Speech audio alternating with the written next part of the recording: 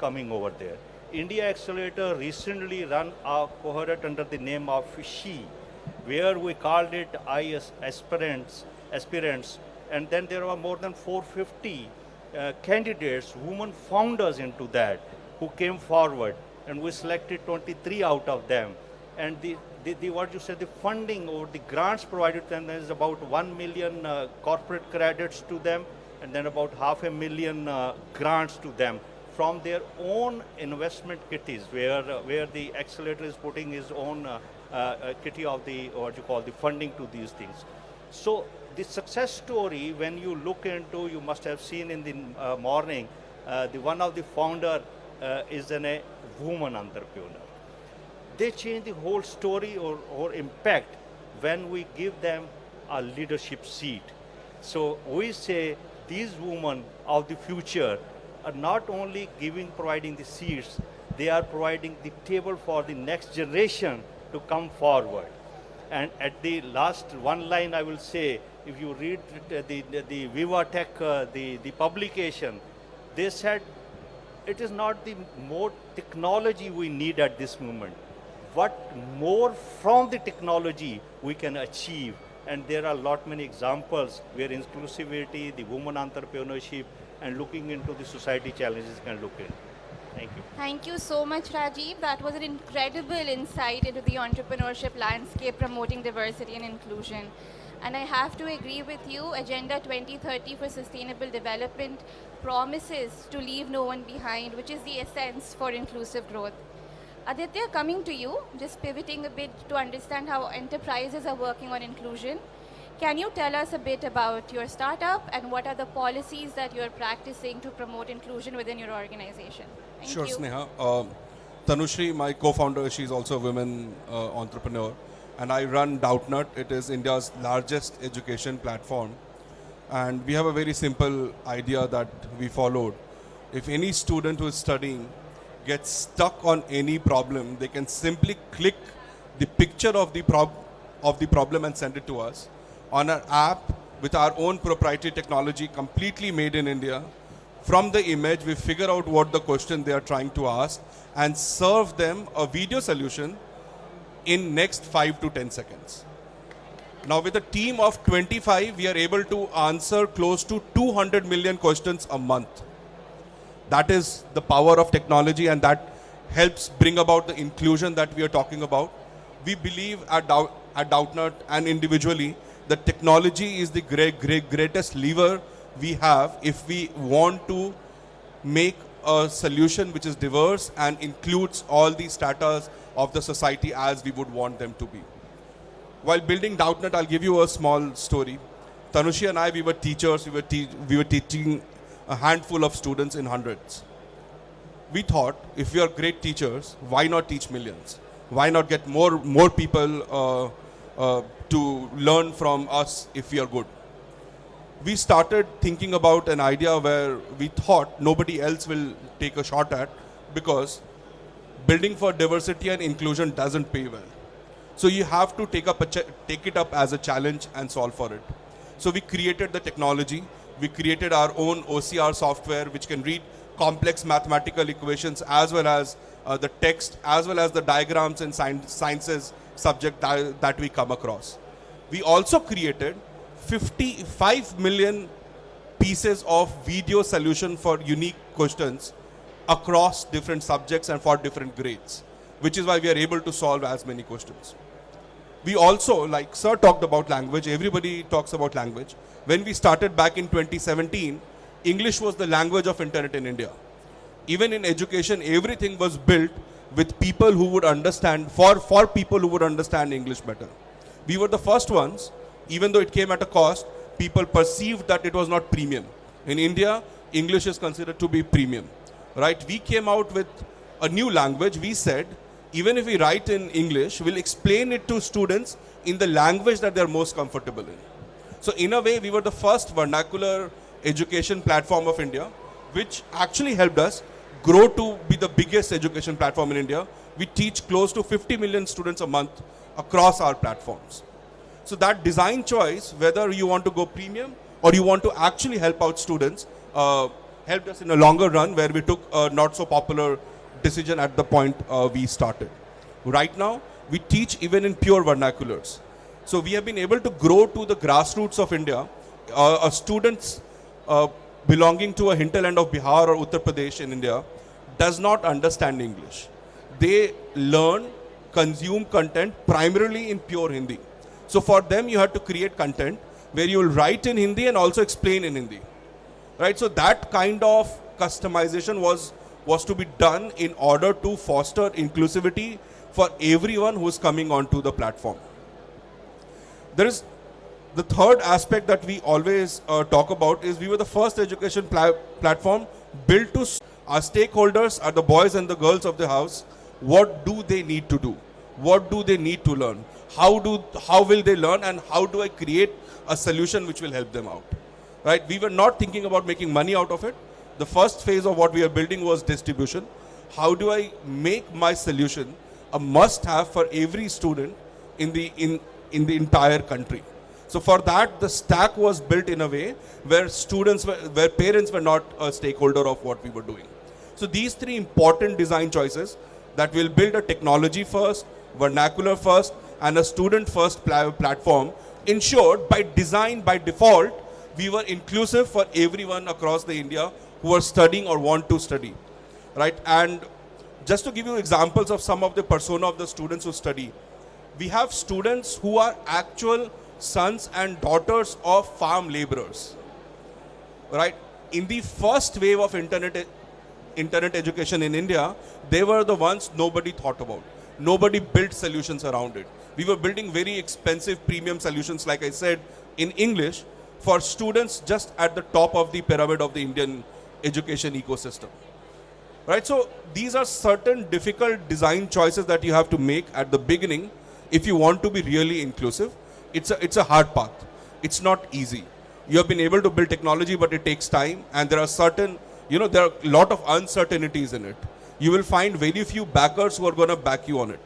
So it is also important, while you are building the product, how do you also create a narrative and story around it so that you are able to, at least raise some capital to, follow through of the dreams and the vision that you have built. So just thinking about that I want to be inclusive is not going to make us inclusive. So you'll have to have some kind of, like Tanushree in our office does that, that she talks to the students, tries to get the persona, and then she also talks to the stakeholders who are going to back us, and then try to create a narrative around it so as it is easier for us to at least have some capital to be able to execute the dream of inclusion, education for all, like Sir said. It becomes a reality in the truest sense of manner. Thank you. Thanks, Aditya. I have a follow-up question. You didn't think that a parent's buy-in would be important for the students to be able to use the app? So I'll give you my example. I come from a very lower middle class background in Bihar. My parents were busy making money to keep our household running. If I had to go to my mother to ask, which book should I study from, how many hours should I study, she might not have the best knowledge to impart to me. And in most of India is like that. I'm not an aberration or exception. It is what India is. So these parents hardly understand the educational needs of their wards. They're generally swayed away by these, large advertisement campaigns and Shah Rukh Khans of the world trying to sway them on and make decision on their behalf, which may or may not be right. Right? So we wanted to give that control in the hand of the students. I am studying. I have a problem. My parents mother don't have those anxieties. That question I am not able to solve. That's my problem. Right? So I have to give you the control to ask that and get an answer and feel good about it. So which is why from a very early on, we had decided that parents, if they come at a very later stage in the decision making, will first want to take care of the primal anxieties of these students, which are around the studies. Okay, thanks. And I picked up on the Shah Rukh Khan comment. Rajiv, coming on to you. We've already heard from Aditya. We've also sensed that it's fairly difficult to build an inclusive, inclusion promoting enterprise. But what would you say about startups right now? Are they willing to adopt the D&I path for scalability? This is a very, very interesting question which you have put before me, and it is very close to my heart also. Why? When I mentor the students, the startups, I ask them, okay, do you know about the SDG? Do you know about the ESG? They say, what this jargon you are putting before me? Okay, we are busy developing our product. We are busy putting our knowledge into there. Why do you want any inclusivity or diversity or what you call in a DIE factor, DIE, and the equality into it? We don't want. So sitting at the policy and at the advisory level and mentoring the people, we have to find out some solutions for it. So one experiment we did it. I know when the startup starts, they have got hardly 2 to 3 people with them. How you can align it? But when they grow, like in a Google or a Facebook, then they face the problem of gender equality. They go to the court, Me Too, and all those things start happening over there. So how to make these students, these young startups understand that, even when they don't have resources with them? What we did is we collaborated with one foundation. Have you ever heard about, you said the LGBTs, other things. Have you heard about the what you call the asset victims? It is not common in the other portion of the world. It is very common in India, in a couple of states. So we collaborated them. We found that they are working with the colleges. They are creating entrepreneurship, what you call a pipeline with the students, and ask them to work with the social challenges. So when they are trained, when their mindset of those students are aligned with them, we bring those closer to the startups. So that if they have to write anything in media, if they have to help anything aligning with the different policies, as a student, as a researcher, they help the startups in a big way. And we gotten a great success into them. And I am on their board of governors and board of mentors also, what you saw. Then we found another interesting thing. What we are doing, can we place it in writing somewhere as in a central library so that other people can also access it? We approached the government. While within India Accelerator, this is the beauty that it is joining the dots at that level where the connectivity is easy, because we already have signed many what you call letter of intent MOUs with the government, with the state governments. We approached the government and said, on one of the activities which is taken by for persons with disability, we are having planning and take a global resource center. Government helped us, they funded us, they gave us a place in Gurgaon, very near to Delhi, the capital of India. So we are building in a global resource centers with for these challenged peoples, and how the startups can look into those challenges, how they can use the resources, like multilingual. One startup is doing in 19 languages, another is doing in 5 languages. As in a central platform, we can collaborate that. So these are the things which started happening, which the pain of the startup, that they at the beginning, they can't spend their time, they can't spend their resources, and either of that is even they can't spend money on these things, which may not even at that the very first date required, and we don't want to disturb them from their main fields on which they are working.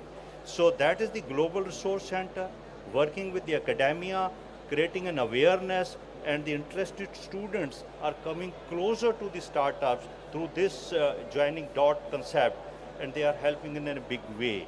So things started happening, and I know even the education startups, they started writing in their mission that we are leaving no one behind. We are taking care of all education for all. You will find this has started happening over there. And why this is happening? Because they are made aware they don't have to write their mission statements if they don't understand it fully, but they understand the tech. We bring those ecosystems from the grassroots level to them. So this is the way we are doing, and we are proud to share it at this international platform. I was talking yesterday to some polytechnics over there in students. They said we have got a lot of research for autism and all those things happening in their research. But we are the professors. We are not the entrepreneurs. If you ask us to build what you call a business model out of it, I said you are quite right. But for building this, can you join hands with collaborate us so that our students, our startups, if they are facing any problem in writing the algorithms in health imaging health solutions, can your research paper can help them? They can they happily said. So this is the way we are collaborating in the French ecosystem very much. We have got a couple of meetings with them and they are happy to join hands with them. So this is the way the Indian accelerator is taking foot forward with an already gotten support from government and now exposing at the international markets. Thank you. Thank you so much, Rajiv. Clearly, collaboration is key to promote inclusion and diversity. Aditya, a question for you. You did touch upon it in your previous answer, but if you could elaborate on the challenges that you faced in creating DoubtNut, making sure that it's inclusive, and some best practices that you can share for young entrepreneurs, that would be great. Thank you. Sure. Thanks, Neha. That's a very good one. One of the most important thing that we have to understand that we are building a product for users who are not us. There is a difference between them. We are engineers, we come from slightly more privileged backgrounds, we went to good institutions. But the people that we are creating the product for are very different from us. So everybody in your organization, from an engineer to a teacher to a marketing guy, should understand and empathize with the people that we are building the solution for. And it is easier said than done. Right, you have to literally coax people to go and speak to the people that you're building it for.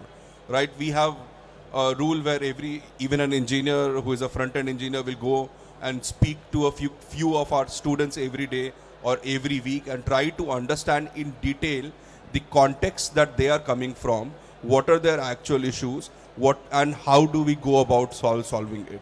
Right, we organize these user understanding trips to different parts of India where a part of our team goes, lives with them, understands their societal context also apart from the educational context, and then we come back and try to build products around it. So as an entrepreneur, whenever we are building a product which is not for us or people like us, it is very important to get down to the roots, to the ground, and understand the ethos and the context in a really, really nice manner. That is one. Second is when we are building for inclusivity and diversity, you have to build a scalable solution. So from day one, start thinking about, how do I build it in a way that it can be scaled to infinity, right? And that would mean taking certain, again, difficult decisions, and you will have to stand by it. You'll have to spend years perfecting that art and science, right? So for us, the first decision we took was we'll not put any human in front of the students because that is inherently unscalable, unscalable, right? So we started with the technology. It took us five years to build it, but that was the cost that we were ready to pay to build an inclusive inclusive platform for students, right? So these are some important things. You should understand your customers really, really good. You should be in for a long fight. You should understand technology, deploy technology as much as you can, build in a way that you can raise some capital to fulfill the dreams that you have thought. Right, so these are the 4 core tenets an entrepreneur should have if they want to build for inclusivity. In our opinion, there could be more things, but these four things, if you focus on and execute really well, dream can be achieved. Thank you, Aditya. From what I hear, having a robust feedback loop is extremely essential, and that resonates with me also since I work a lot with young people. Any last words, Rajiv, Aditya? Yeah, I always say, let all startups start thinking, aligning their thoughts along the language which world understands, which is the SDGs. It gives you many thrust not many alignment. It's like your syllabus for doing any BTech or something like that. It has syllabuses, they have papers, they have got targets below them. That's one part. Second, the dream which yesterday I also said in one of the workshops, my next dream is that the Indian startups come in France and propose along with their innovations at the, what you call over the one tower here,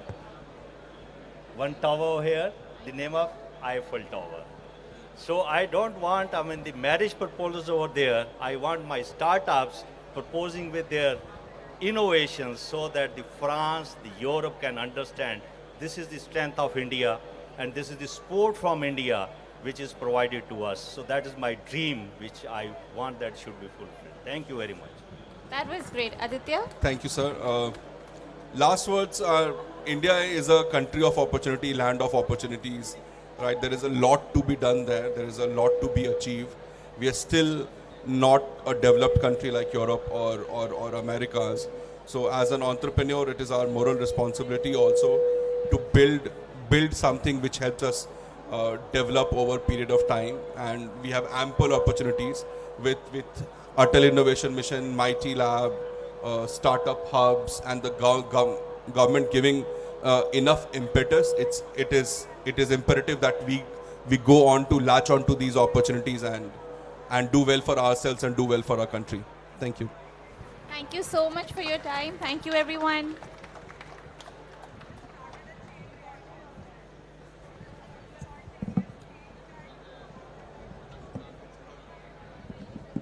You can just.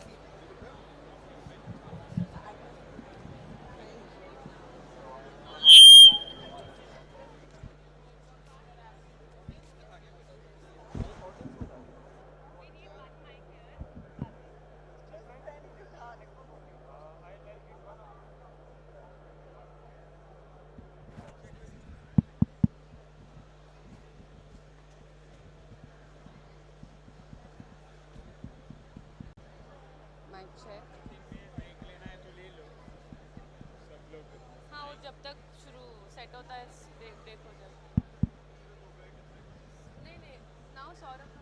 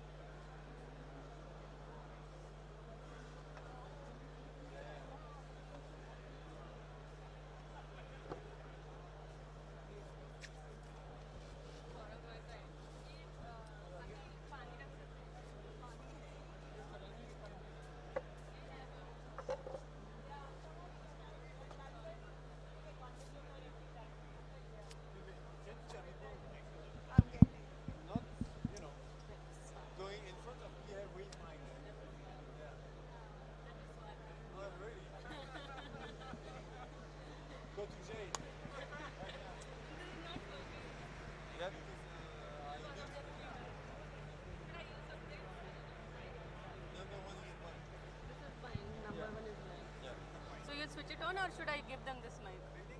For the... Okay, I'll give them this.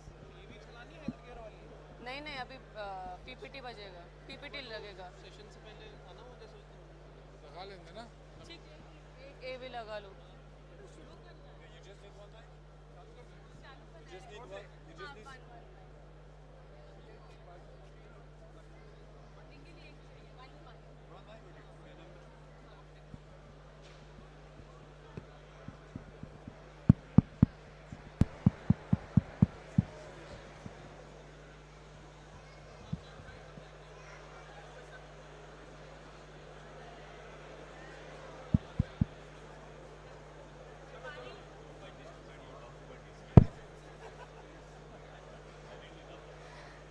I request everyone to please settle down. We will be starting our next session soon.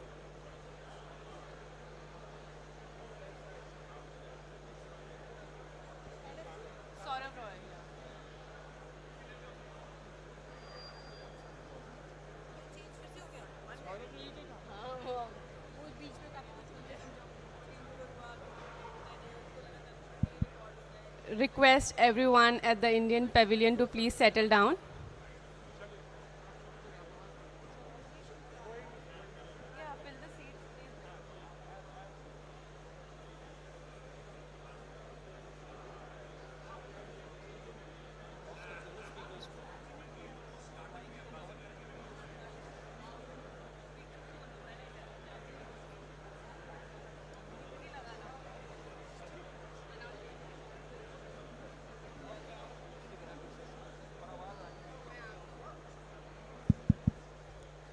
So let's begin with the next session.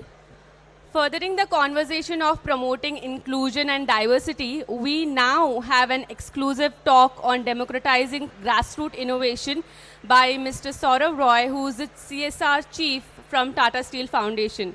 Before I invite Mr. Saurav Roy onto the stage for the session, Dr. Chintan Vaishnav, Mission Director, Atal Innovation Mission, would like to speak a few words about Mr. Roy. Okay. This is a surprise for Saurav. He didn't know that I'm going to say something about him. Well, how many of you here think that we know everything there is to know about climate change? Okay, I'm glad. Nobody raised their hand. Okay. Saurav is doing some incredible work. I want to motivate you about his work by thinking about one experience I recently had based on his work. So, in his capacity as the head of the Tata Steel CSR, they have identified and supported about 100 tribal leaders every year. What is most impressive about their work is that they are listening to them more than telling them what to do. This is really, really important. Well, first of all, and I'll tell you one very quick anecdote about it. When I visited their conclave recently, early in the morning, it was in the mountains, and I decided that I'm going to go on the peak behind my room. So I started to walk. I got lost. There was this one tribal leader who was hanging around there, didn't speak English, didn't speak Hindi, but he recognized me. So we started to walk together towards the peak. We arrived at this one location where there were all these trees and there were many monkeys on these trees, right? And this person started to make some sounds, and all of these monkeys came down and started to sit around us. I was blown away. I said, this is an experience completely outside my realm of consciousness. So these are the people, and there are 104 million of these tribals in our nation. And these are the people who really understand what nature means. And their knowledge is critical to fighting climate change. This is the reason Saurav is also important to listen to. Saurav, welcome.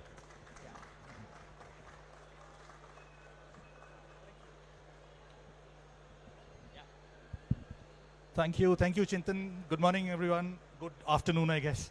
So, namaste, johar, so many ways to greet all of you. Chintan has changed the subject of my talk. So, okay. Let me begin by just confessing how much in awe of all of you and everything that's happening here I am in right now. I think, is this better? Yeah. So, extreme amounts of intelligence, extreme amounts of commitment, and what is beautiful is that there are extreme amounts of consciousness that I'm seeing in this hall and particularly in this pavilion. I think we've been speaking to some of the entrepreneurs who are here. It's magical, right? So I think I'm, how does one put it? I'm conscious that I'm speaking to a converted audience, right? And therefore my job is tougher, and I think this session will be shorter. So just to begin with, Tata Steel Foundation, I think we obsess about people who are on the margins. We obsess about people who are excluded, and we obsess about these two words. Just saying marginalized, just saying excluded, and looking at it only from a needs approach. Let's work for those who are marginalized. Let's work for those, who are excluded. And it came up beautifully in the talk just before us, is not where we stop, right? There's a fundamental vote of confidence that we put into those who are marginalized and those who are on the margins, those who are outside. We believe that there are enormous amounts of wisdom, enormous amounts of intelligence, enormous amounts of capacity that reside there, which if unlocked will be magical for everyone, not just for the communities which are marginalized. So that's where a lot of what I'm going to speak about is going to come from, along with some examples. Just to give you a sense, I think as a foundation, we work with about 4 million people every year. Okay, and these are people who we reach directly amongst the least served and the most silent across the country. We have a team of about 1,000 people, more than 1,000 people who are very carefully selected, curated, and who come from a point of passion, come from a position of purpose, and sort of are on the field and represent a range of talent, from someone who can work with the absolute grassroots in the truest sense, right, to someone who can actually come to Paris and speak to a converted audience over here. And that's the range of talent which is required. And that's what we are trying to build. And our investments, our actual investments, are approximately in the range of about 50 to 60 million US dollars every year in the country. This is not just CSR, there's part of it for-profit investment. The regulation is a regulation, right? So don't confuse this with that. Why I'm putting out this slide here is today I'm probably on the stage, as Chintan said, representing the people who can be here at some point but are currently at life stages where they're too scared or too apprehended, don't know about how to navigate the system. All of us have been there at some point in our lives, in some context, right? There are many who are still there as far as the entrepreneurship ecosystem is concerned. And whatever I say is going to come from whatever I've heard from these, many more, about thousands of people that we've spoken to. So we went out, when we say most silent, when we were planning for this decade and looking at what the next 10 years is going to be, we realized that most of the voices that we heard are borrowed voices. Borrowed voices in the sense that, someone who is speaking on behalf of communities, like I am doing right now as far as you're concerned, right? So we went out to about 12,000 people across the country. The Nilgiris, Ladakh, interior Jharkhand, looked at Dalit communities, looked at tribal communities, looked at people who are genuinely on the margins, and asked them a simple question. What do the next 10 years mean for you? Okay? And the green ones, these are fine. The green ones are what we heard from these communities. Okay? And there's a palpable fear that vulnerability, exclusion will take on newer forms. Right? And this was just before COVID hit. So if you look at the entire internal displacement that happened after that, this actually came out. Now in all of this technology, one thing that we heard is question that came up, why is technology only digital? Creating a farm implement that helps me plow better, is that not technology? So there's a confusion between, is technology only Facebook? Is technology only digital? Because for large parts of these, technology is not just digital. Both need to land. And the other thing was a little bit of intimidation that we saw, right? Intimidation in the sense that they said that, listen, we love using Facebook. We are on YouTube. We love accessing digital platforms, right? But we don't know how it works. We are a little scared. We just don't know what to do with this. We don't know where this is going. A lot of parents, I'll speak about education in a bit, but when we start looking at how digital is landing for education, a palpable fear amongst parents is just misuse, because the internet is a big bad thing out there. So there's a lot of fear, apprehension that we saw, and therefore people want to engage with it, want to be clients to it, want to be customers to it, but are not necessarily know how they can be creators on it. How can they participate in the process? So when this is contrasted by what we are saying, that science and tech and evidence and data are going to be pillars of how India moves forward, there's a fundamental inequation, there's a fundamental disconnect, which still exists. But again, as I said, I began by saying this, I think there were some outstanding ideas here, so there are steps that are taken forward, and those are certain things I'm going to talk about. So grassroots innovation, and then there's this interesting word that Chintan has added called democratizing grassroots innovation, right? So to me, I'm going to use a few examples of what we've seen, what we've seen happen. We don't have a role. Sometimes we have not even catalyzed this, okay? This is just what we've seen out there happening. I'm going to speak of 3 or 4 trade-offs that I've seen. I'm going to speak of some innovations, some innovative ideas that have caught scale, that have got the right scale, and each of the people who were the perpetuators of this, of each of the ideas, none of them have cleared class 10th. Okay, none of them have cleared grade 10. Right, each idea that I'm going to talk about after this. Okay, and I'm just going to put out 4 dilemmas, or 4 sets of trade-offs or equations that each of these founders have faced, and I'm sure we'll also face when we go by, and it's important to be conscious of that. So the first one, and again, these are articulations, these are not my articulations, these are articulations that we've heard, right? The first one is a huge emphasis on creating solutions. But solving a problem is different than creating a solution, right? I think you were speaking about how your portal is actually accessing, helping eliminate doubts. Let me give you an example here.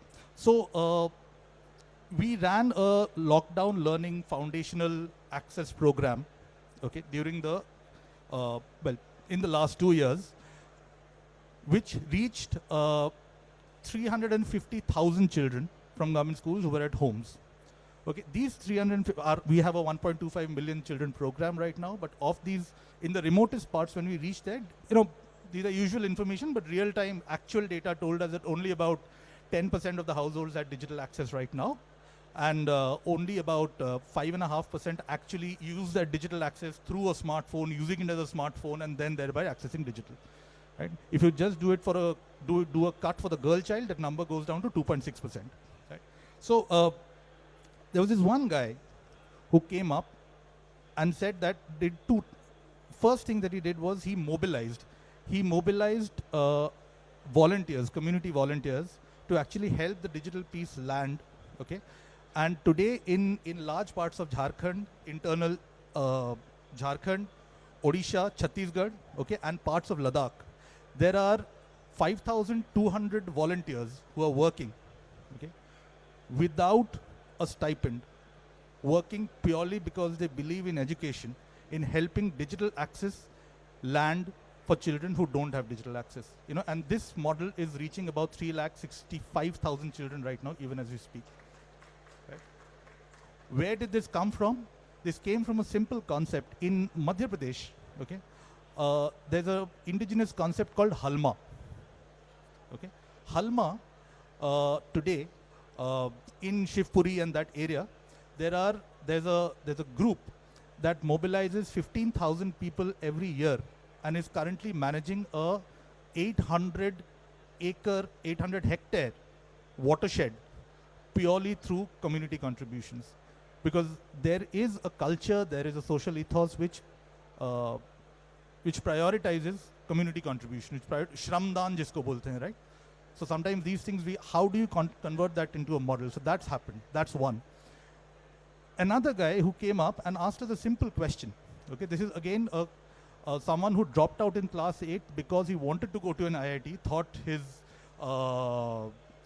I'll get into I started working, thought I'd create a model, but could not get into the IIT, could not get into an engineering school, is currently working as a security guard, was working as a security guard, right?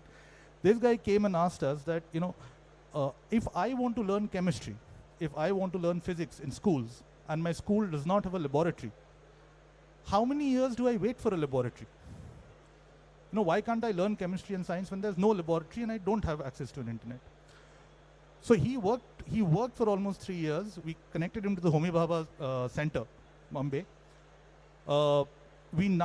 He is the pioneer of a program which actually gets children to go out of government schools, use whatever is available around them, sand, leaves, trees, all natural ingredients, and learn the entire CBSE syllabus on chemistry and physics, right? So if you want to understand, you don't need complicated labs to understand solar systems, right? So again, just went out, did what he had to, remember class 8 pass, and could not get into engineering, right?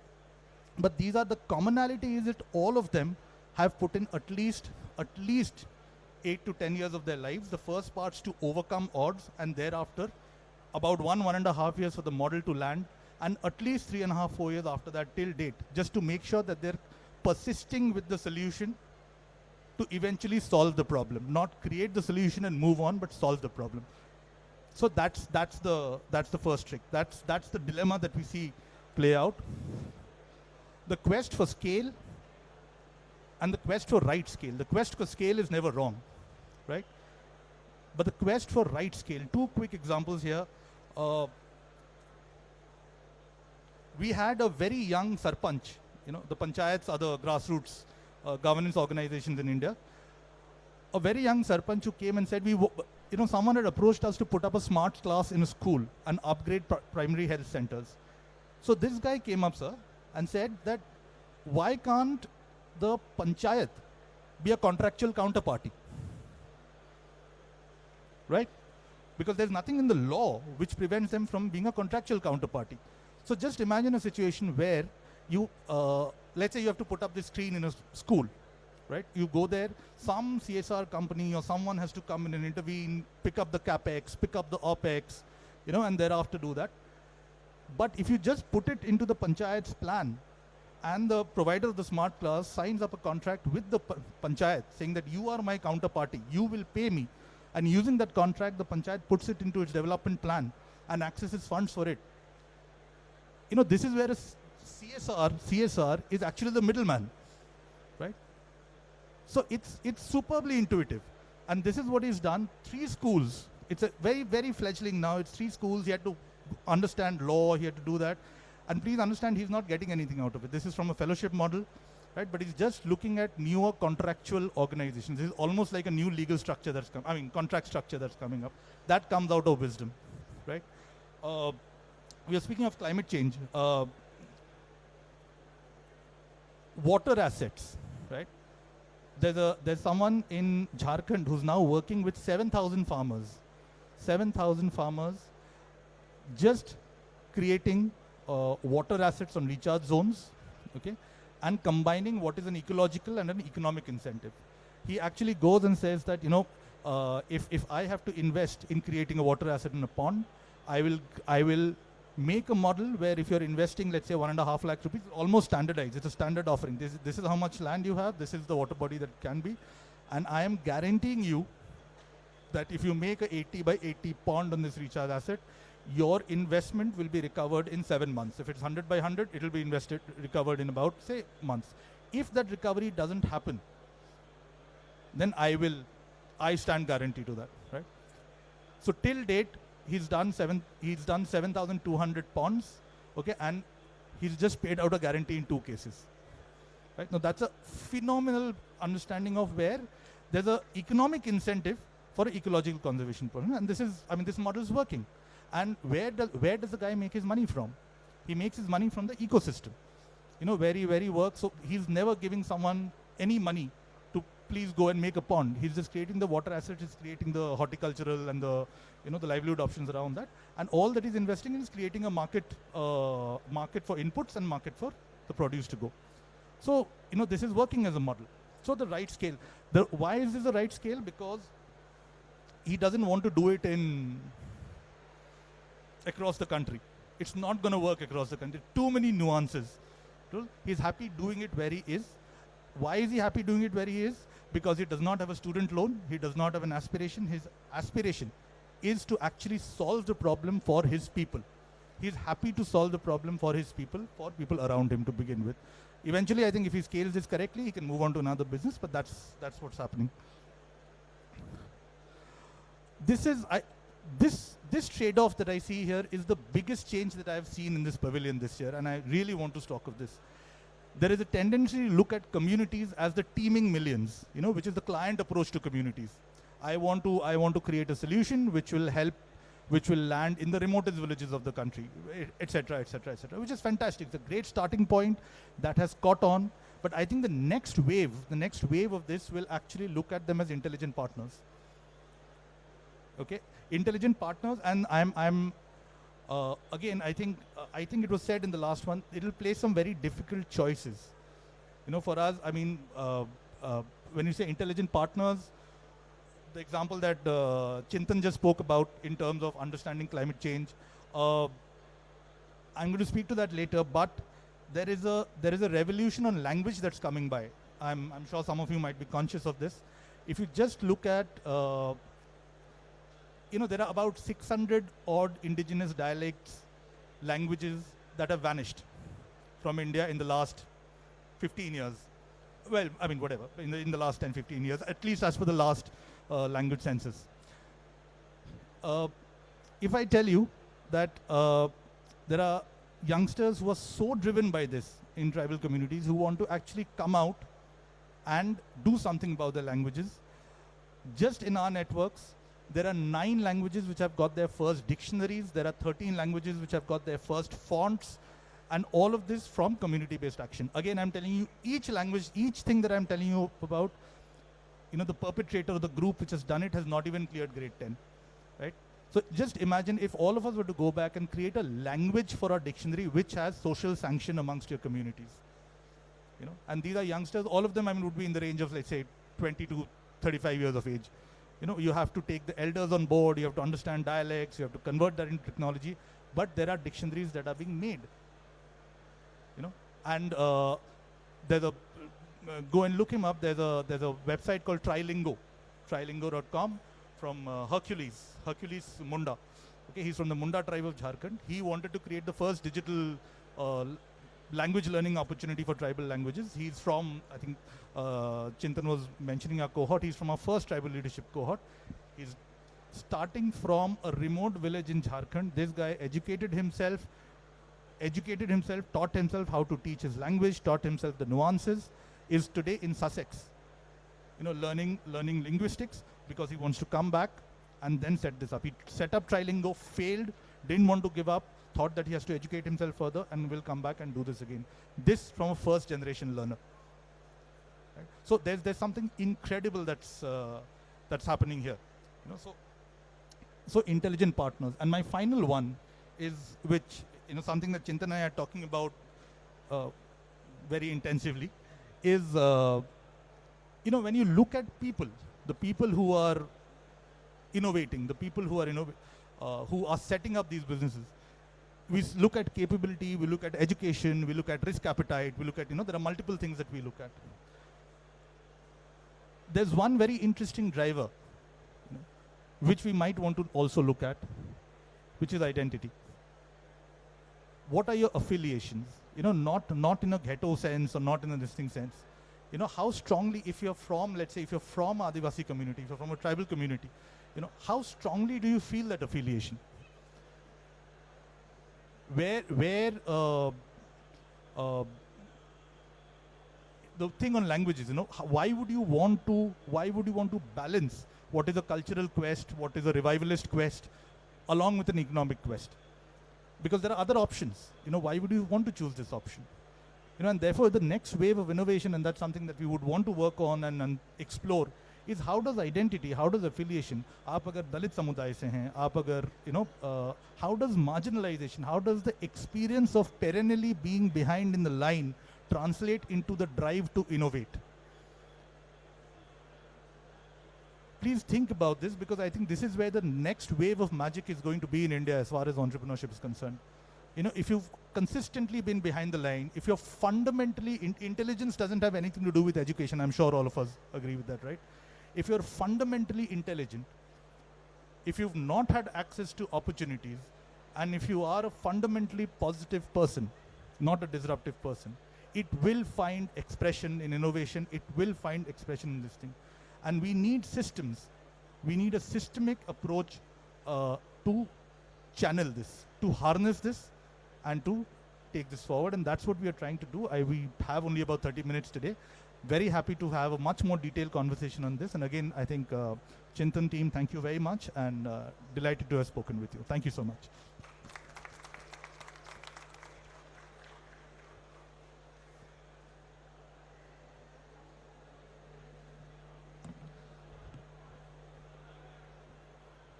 If there are no comments, criticism, questions. My name is Deepak. I'm Indian. I've been living in France for, let's say, 15 years. I just came in. I hear your last maybe 3 minutes, and I was extremely inspired by what you said. Thank you very much. Thank you, Deepak. I have a question. I mean, you as Tata person, coming from Foundation, Tata Foundation, are you open to interact with the people and listen to their project and maybe guide them and maybe work with them as an investment? Or how does it happen with you people? Thank you. Yes, that's the simple answer. Yes, of course. I'll talk with you later. Thank Sure, you. sure.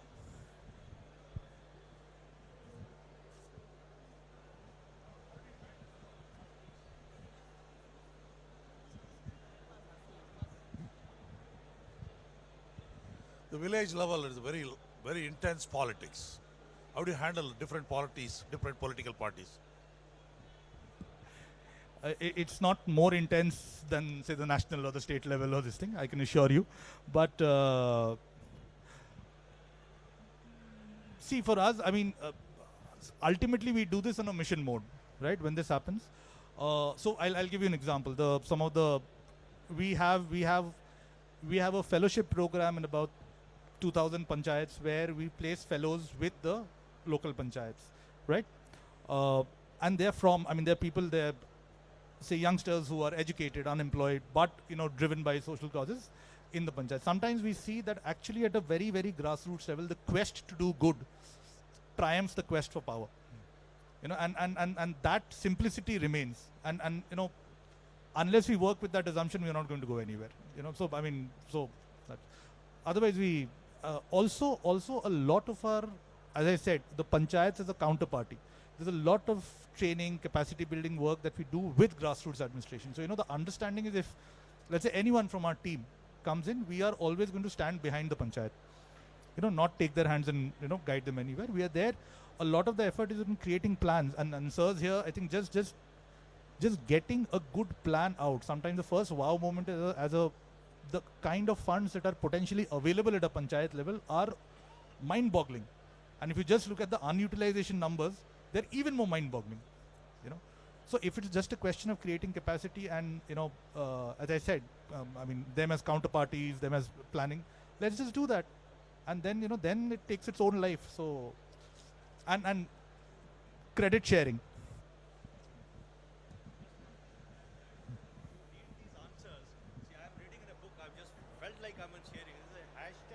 Tata Stories. Hashtag Tata Stories.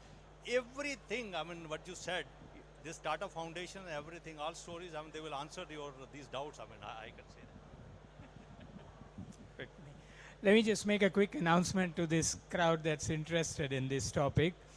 At our Rural Innovation Mission, we have, in the last year or so, we have made a conscious effort to take the stance that anything that ought not to be a barrier to innovation need not be a barrier to innovation. We have done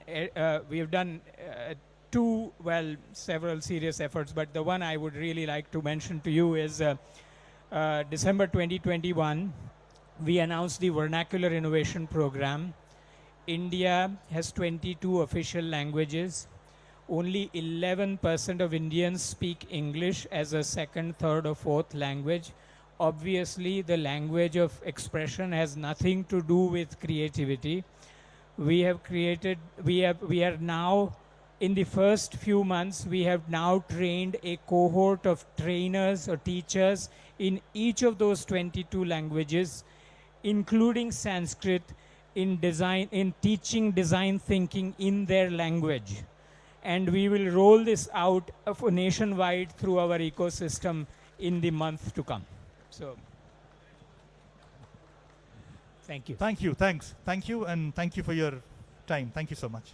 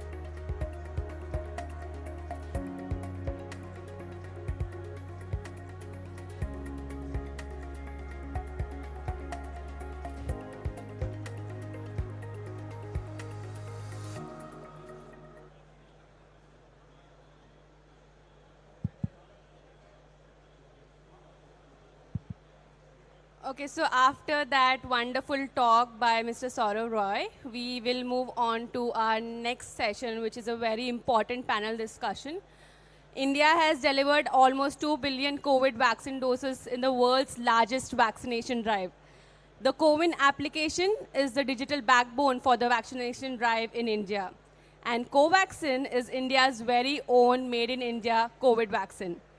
Now, if both CoWIN and Covaxin are not just serving the people of India, but they are serving the people of the world. So what could be more incredible than bringing the two together for a conversation? I now invite Dr. Ram Sevak Sharma, CEO, National Health Authority, and Dr. Krishna Ella, founder and chairman of Bharat Biotech, for an exciting discussion on India's contribution to the world health.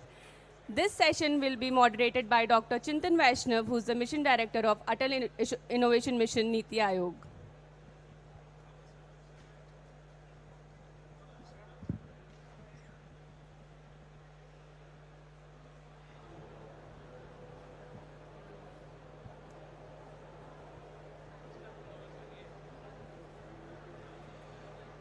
Well, good morning, everybody. Good morning, Viva Tech. Good morning, France. Good morning, all the innovators and startups of this nation and the world. Good morning, all the startups of India. This is a conversation, as you know, about India's contribution to the world health.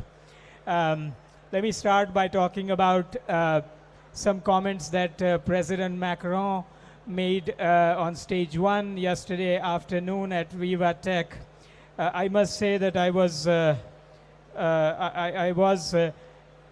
quite, in some ways, surprised by the way he articulated the problem statement of the healthcare sector of this nation, and to realize how similar that problem statement was to the one that exists in our nation, which is essentially to how to create a healthcare system that's open, that's inclusive, that is economically and otherwise sustainable, and most importantly, one where innovators can play an important role without facing many barriers. This is almost exactly the problem statement that our nation is contending with. In fact, during his comments, I also had from time to time goosebumps, thinking that there were some solutions that we have already arrived at, which could be of use to this nation and to the world. And this is what we are going to talk about in this conversation. We couldn't have a better panel to talk about this with. Here with us are India's two of the most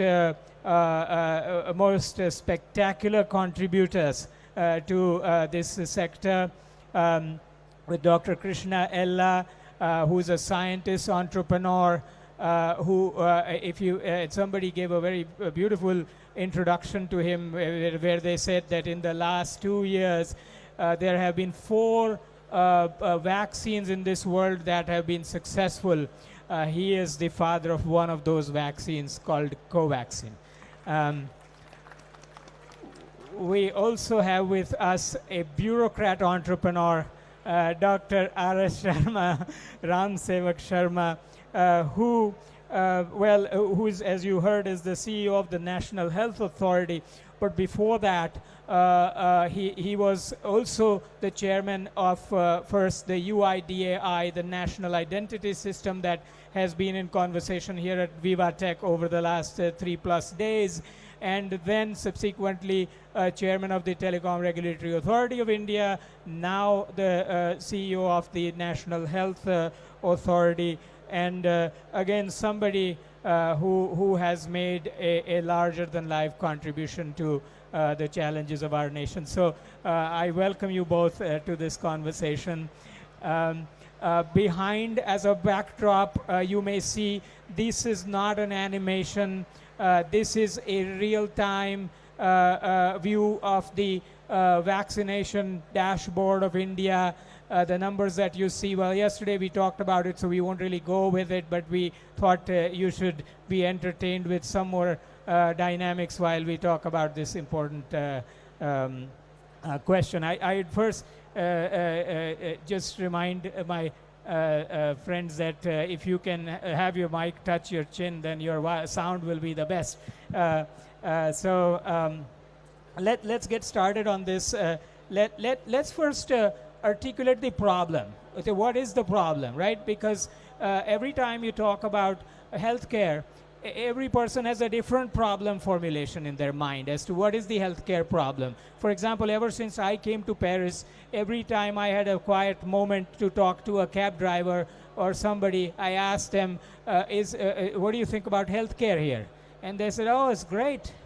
They take care of you. And then you turn around and ask a policymaker, what do you think about healthcare? And they say, oh, it's terrible. We have lots of problems here.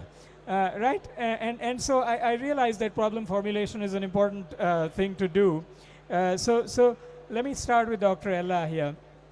Sir, you have been in this space for a long time, and your view may be one of an inventor, a scientist, a manufacturer of vaccines, and so on. But we want to know how would you characterize the healthcare challenges of India and the globe, the top challenges as you see them? I mean, the healthcare challenge is not more Indian problem. It's going to be global problem. Anything appears in India will appear in France, will appear in US, and vice versa. I think it's, the pandemic has taught us a simple thing, that with the global travel and all that, nobody can escape from the world. So that's a major challenge. And also the important second challenge is most of the neglected disease turns into pandemic. And all the neglected disease only present in Asia and Africa. And we don't control there. The entire Europe also will not be controlled. So I think the source of place is Asia and Africa. I think both globally, everybody should work together to interest of the US and France, everybody, in the interest of India also. It has to be a global health now, not anymore Indian problem or a French problem, nothing like that. It's global problem. That's what I see as a changed scenario of the globe. Yes, thank you. Dr. Sharma, how would you characterize? Well, I think it's a very important question, and I also believe that, when you design a solution, many times you design solutions without having a problem, so it's better to really articulate, but of course, it's a difficult question in the sense that it will take a lot of effort and time to fully comprehend the whole issue. But I would say very simply a couple of, maybe a couple of lines. One is, on the supply side, you have the problems relating to hospital. The health infrastructure is not really very, very adequate in our country. Let's admit that. Then on the demand side, the people's, sort of health-seeking behavior, it depends on the kind of class to which you belong to. Poor people will have some problem. They'll say, "ठीक हो जाएगा, थोड़े दिनों में अपने आप ही ठीक हो जाएगा." And while on the other hand, middle class, upper middle class, they have a different kind of issues. But I think from the way I look at it, the most important problem is the problem that when a poor person gets sick or ill and he can't avoid hospitalization, then the kind of expenditure which he is asked to put in, that really throws him into the poverty gutter. So that's a very serious challenge which we have, looking at it from the patient's point of view. So the other related issues could be because of the paucity of hospital infrastructure, distance is a problem. Then of course the quack is a problem in our country. So there are multiple dimensions to this health problem, but I think one of the most important dimension is the dimension of the people getting back into poverty line, because there are suppose somebody has cancer, suppose somebody has some other problem, poor person, then he has to sell his agricultural land, he has to sell whatever cattle or whatever he has got, and that I think is a real human problem. And these are the issues which are craving and crying for solutions. We have provided solutions. They may not be perfect ones, but I think there are solutions which are there currently and which are coming on the horizon, which we will talk a little later. No, thank you very much. I think, I mean, the formulation that health is not a geographical statement. That is an important thing to underscore. And I think, Dr. Sharma, what you are highlighting in terms of the disparity and its manifestation in the way people demand health, people supply health, although all people ought to have equal opportunity to cure themselves. But that also, although it's very starkly evident in our, say, India's context, because the disparity is so stark. Having spent a lot of time in the places like the United States myself, I do know from doctor friends that that same problem exists in very developed places, not in the form of whether you have enough money or not, but in the form of the complexity and the information and the navigating the system. Once you are in the throes of a major disease, it can really make you poorer in many ways. So I think that's an important commonality here to talk about. So let's think about, well, let's lay it out what India has done in this healthcare sector realm so far.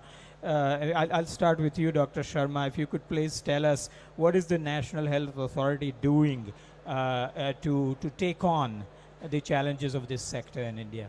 See, there are, I think it's not National Health Authority per se, but the entire health sort of ministry and the health administration. So as you know, health is a state subject in our country, and it's a state governments who are supposed to take care of the health issues. But our Prime Minister has basically focused on 4 areas which are under what is called the Ayushman Bharat umbrella. One is the Ayushman Bharat Health and Wellness Center, which basically seeks to strengthen on the supply side the primary health centers. So that's one part which is very aggressively being done. Another is the Ayushman Bharat PMJY, Pradhan Mantri Jan Arogya Yojana, which essentially takes care of this problem of 40% of India is poor, because they are now provided a 5 lakh rupees insurance cover per year per family for hospitalization, for inpatient kind of things. And that is actually very important intervention which has started just about 3.5 years back. In that period itself, we have done about 40,000 crores. We have done about 3 crore patients, inpatient hospitalizations have happened. And this entire process is paperless process. And this is what we do in the National Health Authority to implement this program across all states. And just to give you some figures, we are actually processing 1 million claims per month. So that's currently the situation. And it's all paperless, basically, and it's also purely, truly public-private partnership, because the private hospitals, we have a panel of about 25,000 hospitals, half of which are private, half of which are government. So that's one intervention. Third intervention is basically Ayushman Bharat Infrastructure Mission, which is basically seeking about 65,000 crores rupees have been provided throughout the country to basically build health infrastructure of a higher order before the health wellness center, much more like medical colleges, other institutions. So that's the third pillar of Ayushman Bharat. The latest and the fourth pillar of Ayushman Bharat is essentially the Ayushman Bharat Digital Mission, which essentially seeks to leverage technology to reduce cost, which is increase affordability, to basically make it ubiquitous, which means that you don't have to, you can provide that health facility in the remotest areas of the country using technology, and to improve quality.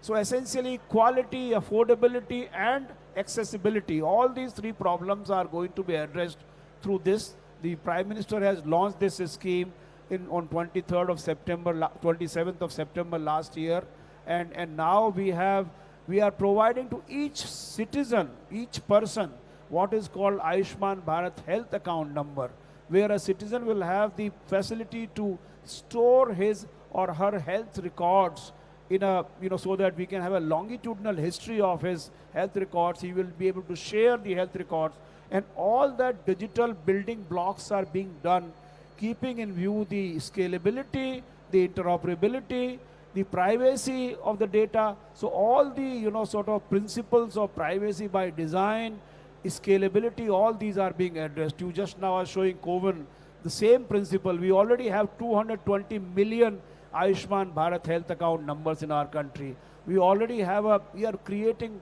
health facility registry, we are creating health professional registry, we are creating the drug registry, laboratory registry. So all this digital thing is going to really transform the service delivery in the health sector. That's what are the broad 4 areas of intervention which we have undertaken. So that's fascinating, particularly the the digital infrastructure bit, which is again very highlighted here at Viva Tech from India, is an area where India is clearly a leader. Could you elaborate a bit on that in terms of, so here's a situation where there is an existing infrastructure of health that has taken care of us so far, and now you are introducing this digital infrastructure, and how is it organized in order for everything to come together? If you could describe to the that's an excellent question, because typically people do not, sometimes they confuse that a digital stuff is quite different from physical stuff. But this is not the way it is. Actually, digital is making the, the whole thing completely, integrated with the physical. So for example, like the UPI, this is basically, what did UPI do? Just in simple terms, UPI unbundled the payment system from the banking system. In some sense, payment became a separate application altogether and connected the bank. So similarly, we are having what is called UHI, the Unified Health Interface. Now, Unified Health Interface has broadly 3-4, sort of components. One is discover. So essentially, discover the facilities, the laboratories, the blood banks, all ambulances. That's one part. And the second part is essentially book, which means you can, book the slots for COVID, vaccination, or you can book your appointment in a hospital and a laboratory. And third is avail.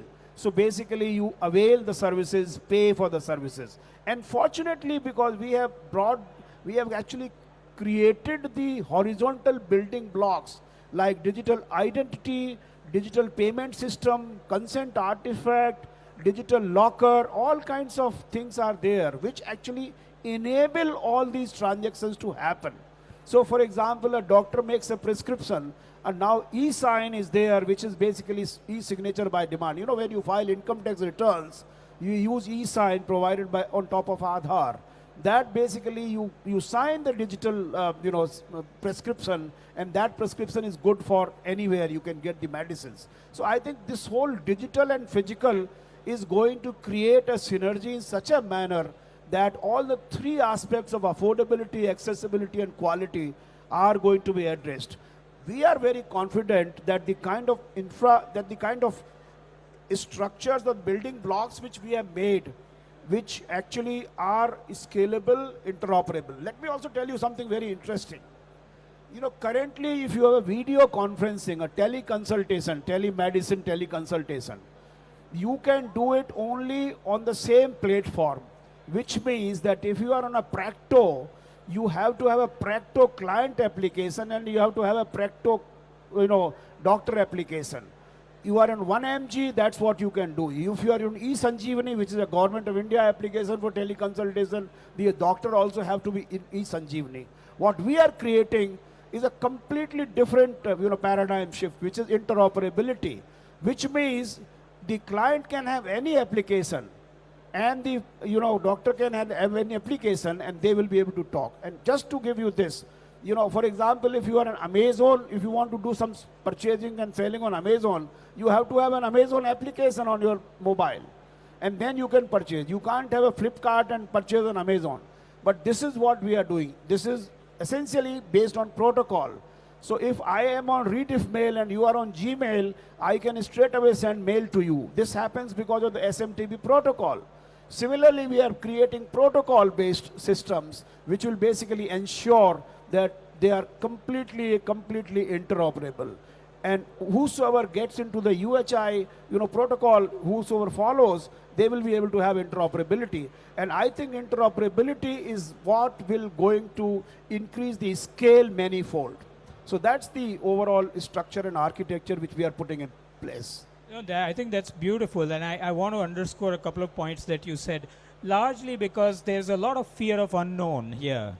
Well, first thing you said about the phygital, which has nothing to do with fidget spinners, by the way. But think about a problem that is being addressed in traditional fashion in your nation. If you are able to devise a digital carpet that is laid over all of these institutions that are solving the problems, so that they can work with each other to solve the problem better, that kind of a solution, which is a solution entirely in bits. It is not a solution in atoms. This is a solution entirely in bits, not in atoms. This is a solution that was born digital, will remain digital. And oftentimes when you say that, and when people hear the scale, they get fearful that, what is this doing to me? Let me remind you that this is exactly the principle on which the internet protocol was created in 1973, when Xerox and IBM and DoubtNut and all of those networks couldn't talk to each other. An IP protocol came and laid a carpet that allowed you to walk over those networks. This is exactly what's happening. The other point that you said about interoperability, fundamental point, I have a question about it. In a nation where the institutions, private and public, are more established and entrenched, in a more developed nation, how do you sell this idea of being interoperable to such established entities? Is it about that your market will be very large? What is it that you tell them? I think that's again a very important question. What we are saying is, look, interoperability is required because without interoperability, the market will not expand. Let me give you an example. If let's say we have 3 players in India, Vodafone, Idea, and of course Jio and the Airtel. Now, if there was a system where Airtel customer could only talk to Airtel, Vodafone customer would only talk to Vodafone, then even if you have, let's say, 1 billion population divided into 300, the total number of, and each entity had only 300 customers, then the set will be divided in mutually exclusive subsets of 300 million each. Now, when you allow interoperability, then it's a whole set. It's a 1 billion set talking to 1 billion. So the whole interoperability expands the market 10x. And that's how I think and also, it is not as if interoperability will not allow Airtel customer to talk to Airtel. It's not as if their native communication will stop. No. They will be in a win-win situation because now they will be able to get more customers for themselves. So one is increasing the market. Second, democratizing. Third, very important point is currently the digital space, the way it has developed over the last 25 to 30 years, actually it has promoted monopolies. Today you see there's only one social media platform, there's only one Twitter, there's only one Amazon, couple of fellows. Everybody is just kind of, it's a winner takes all situation, which has happened because of the deliberate, sort of cartelization or deliberate cannibalization of the APIs, which are private, proprietary APIs. Once you develop this interoperability, it's a democratization, and then of course it's going to reduce the entry barriers, it's increasing the competition, it's actually going to provide quality solutions, and it is going to be inclusive above all. So I think these are some of the things, and I don't know, I'm not a salesperson, but I don't see, I don't think anybody should see not being a valuable, this whole proposition of democratizing and making it accessible, inclusive to everybody is actually a win-win for everybody. And it's certainly a win-win for a people of whatever country they are in. Well, I think you are a salesperson.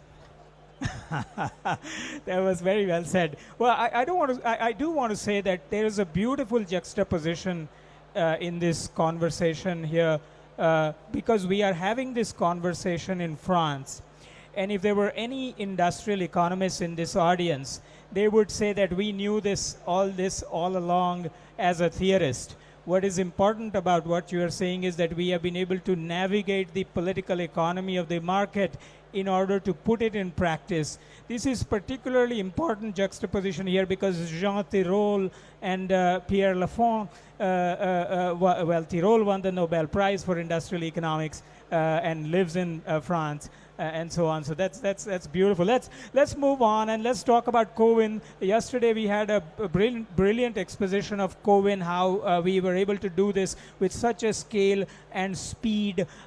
We're not going to repeat all of that, but I want to ask two very important questions to our panelists, which is where they have made an important contribution. The first one to Dr. Ella. Dr. Ella, you have been a proponent of building traditional vaccine. That is what you built. You have not been a proponent of mRNA-based vaccine, which a lot of other people built. What is important about your approach? Why did you take that approach? I think it's a very interesting question. You know, we don't have a liability. We have a liability problem in India. The vaccine has got three important components: safety, safety, safety. If you don't have safety, I mean, you can't harm a person. And a healthy person, we are giving it to healthy people. When you are giving healthy people, if anything damages, it's more dangerous. And also the nice thing about US and Europe, they don't have a liability on insurance. If the given a vaccination is given, nobody can sue the company in US or UK or Europe. They can't sue the vaccine companies. Whereas in India, we can be sued. Even the smallest adverse reaction, they can sue us. And I have a lot of cases on adverse reaction. So I think the different system. And the mRNA vaccine is a good platform, scalable. We are also possible to do it for us. We are doing it. But we are looking at the safety pattern of that vaccine, where it leads to. But we looked at the inactivated vaccine. I think we want to have our citizen to be the safest vaccine. That was my dream. And what is important is we need a BSL-3 containment, and we are the only one in the world had a BSL-3 containment production facility. That added value to us. The facility came in picture so that, you know, we can put the old technology back in the place and manufacture and produce the safest vaccine. And I think today, I'm happy to say, we have more than 23 publications on Covax. And all seven Lancet articles and 2 Nature articles. Okay, all shown to the world that even inactivated vaccine produce the best durability. And the only thing problem in India is everybody looks at diagnostically look at IgG response. They should not look at IgG for the Covaxin. They should look at T cell response. A child is given 3 doses vaccine. It's a lifetime immunity. And that's a concept we built in this vaccine using an adjuvant, shifting from IgG to T cell response, a memory. And that is what the differentiation for us, whereas other vaccines are not producing more T cell. And we are the only one producing highest T cell response. That came out Nature Microbiology just about a week ago, a publication. So I think we produce the safety important, and we are working in a system where the legal liability is there, existing in a society, where government doesn't give any protection for us, a vaccine company. If the government gives a protection, liability issues, and I think we can take a risk, and we can move forward, very advanced technologies. So that is holding us because of the liability issues. Thank you. Well, yes, again, I just want to say, Chintan, yes. You said Sharma Saab is a salesman. He's not a salesman, he's a visionary. And I'm telling you, had he started a company, you would have been a unicorn long back. Oh, yes, I believe that. No, I didn't mean it in a negative sense, of course. But I want to touch upon one part of your story, Dr. Ella, which I find very fascinating, as to how you arrived at this insight of taking this pathway to drug development, being an agriculturist. Could you share that with people, because that's a very deep interdisciplinary insight. Yeah. I mean, I'm an agriculture graduate. I don't know anything about vaccine, honestly. What in US, I did yeast molecular biology, domain knowledge, where gene knockout, gene taken out. Gene taken, I can take out the gene out and I can put the gene. That one domain knowledge helped me to make a hepatitis B vaccine. Hepatitis vaccine is produced in yeast, and you put the gene, put back, and you get the product out, yeast. That one domain knowledge what made me a startup in 97. There was no startup concept in 97. We are another company, okay? And I think we have to pledge your shirt and pant for the bank loan. Everything. Today you're all kids, I think you're lucky. You're all, a lot of grants are coming to you, all of you. I think you're in a lucky time. And Niti Aayog gives you flight ticket to come to you. Nobody used to bother us for that time, 97. And I think, in a different world. And I think we were worked in a startup as a startup, looking at the passion for, I always believe only one thing. You solve a society problem, you will make money. But you go behind money, you will never make money. So keep in mind that solve the society problem. You will automatically, the money is a secondary part of it, and it will come automatically. But don't give a startup important advice. Don't go behind money. Always, if people are worried about mobilizing money, but don't look like that. Solve the society, and I think you'll all succeed. And I think you are a great entrepreneurs, great startups today. I think Chandan is there to guide all of you, and I think I wish all the best. That's how my journey was. Well, and I have 10 companies now. All 10 companies are different speed, different aspect of it. Well, thank you very much. I think it's a great fortune for our nation to have a visionary like you as well. And what I find fascinating about this story is that if you go back to the fundamentals of any problem solving, everything is the same. It does not really matter you are an agriculture graduate or a biology graduate or whatever. I think that's a very, very key insight that for interdisciplinarity that's underappreciated. One question for you with this COVID backdrop here. In initiative after initiative that you have been involved in since UIDAI, there has been a fundamental institutional innovation in the government in order to deliver such solutions. What is that innovation, and how can other nations attempt something similar? I think that's again a very, very important question, because what is happening is when you work in the government, then you have certain sets of procedures, and normally that work is not innovative, I would say. It's a regulatory, typically it's a regulatory, it's basically maintenance, it's doing certain things in a certain manner. Of course, there are examples like if we are working in education, health, then you are giving money or you are sort of promoting certain things. But if you are doing a project like this, what is important is to ensure that you have private sector versus public sector. Let me just broadly the stereotypes which are there, and of course these are true to some extent. One is private sector has the agility. They have the agility, they can change, they can repurpose themselves. Government has that scalability, the whole population scale, we think scale. So, and on the other hand, you have the government has that kind of, we are spending public money, it's not my money, so therefore you also have certain processes and procedures. Typically, people just confuse the processes with the end objective. And that most bureaucrats, end up thinking that the process is more important. What is end objectives, they forget many times.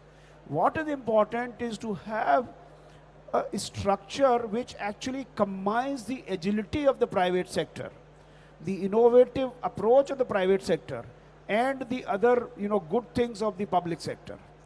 And I think common aspect which you will find, the people from iSpirit are there, and there are many people involved. In Aadhaar, for example, we had Nandan Nilekani, who was the, from the private sector. I was there as the CEO of that organization from the public sector. And we created an organization which is actually truly public-private partnership. We had a lot of, very bright boys and girls, and we provided them market salary. At that point in time, 2009, we provided them 32 lakhs per annum. It's not, today it's peanuts. But at that time, 32 lakhs, 13 years back, was quite a substantial amount, and we were paying from the government exchequer, please believe me. And everybody would have questioned, whoa, why have you hired such people when my salary itself was about 50,000 rupees? And how are you paying that fellow 3 lakh rupees per month? So this is, but we said no. They bring with them certain talent which we don't have. But another way is to outsource. But you can't outsource thinking.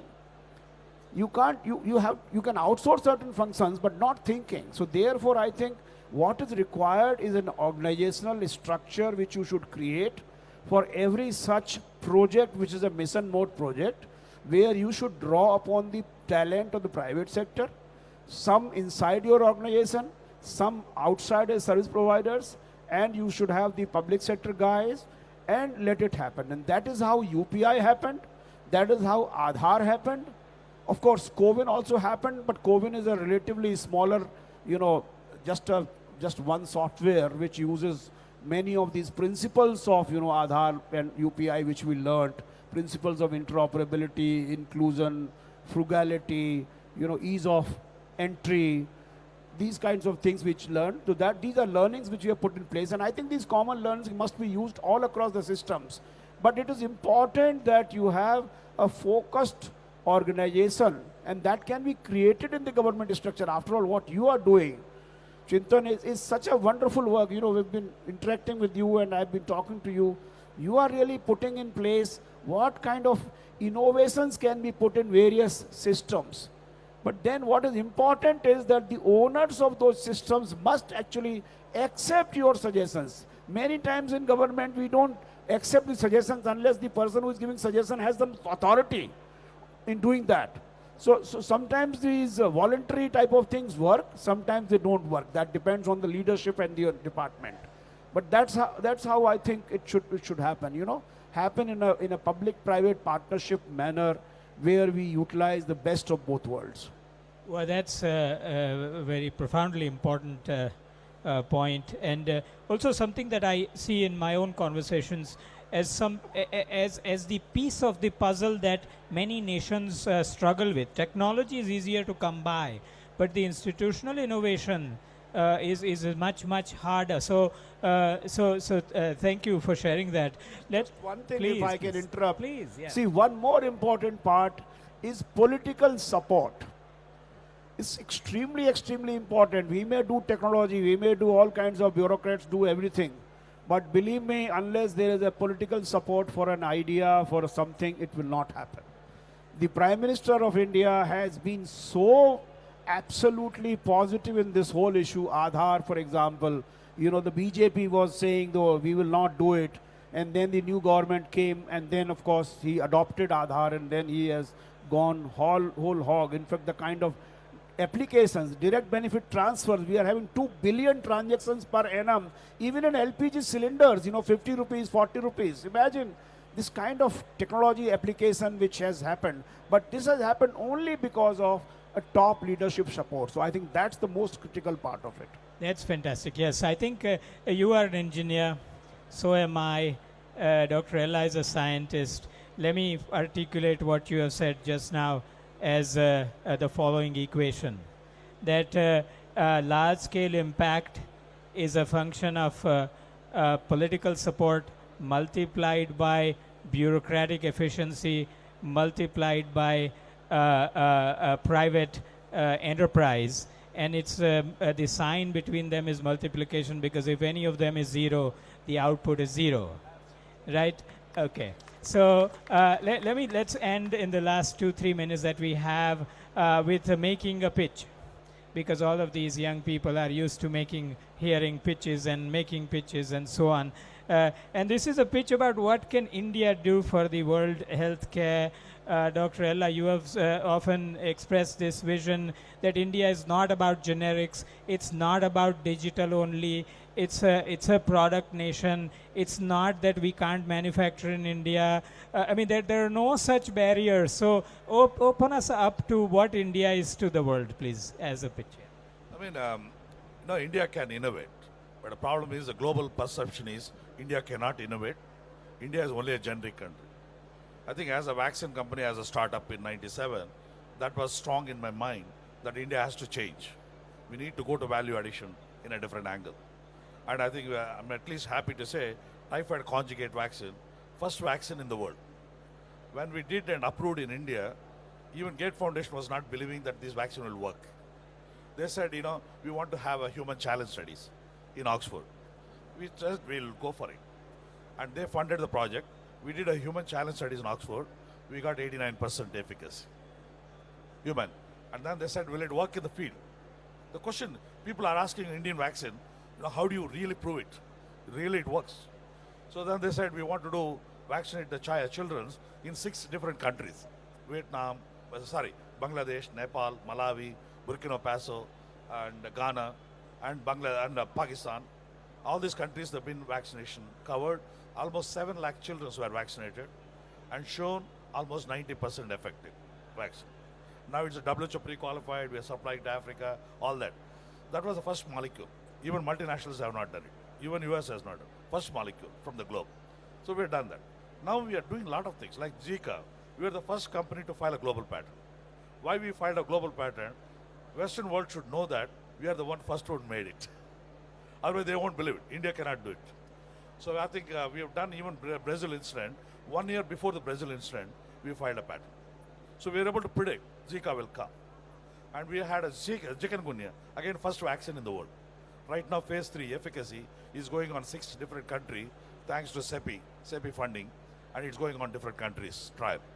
Again chikungunya will be the first one. Zika will be the first one in the world, not just in India. So I don't consider anything in India is an innovation. For me, the global point. And then NTS, non-typhoidal salmonella, it's a major problem in Africa. And it's mostly Eastern and Western Africa is a major problem. And we are working with the Wellcome Trust and University of Maryland. We have done a phase 1 in Baltimore already. So that will go into for Africa again. So we partnered with GSK for malaria vaccine. And there's only malaria vaccine in the world. And that malaria vaccine is going to be manufactured in India.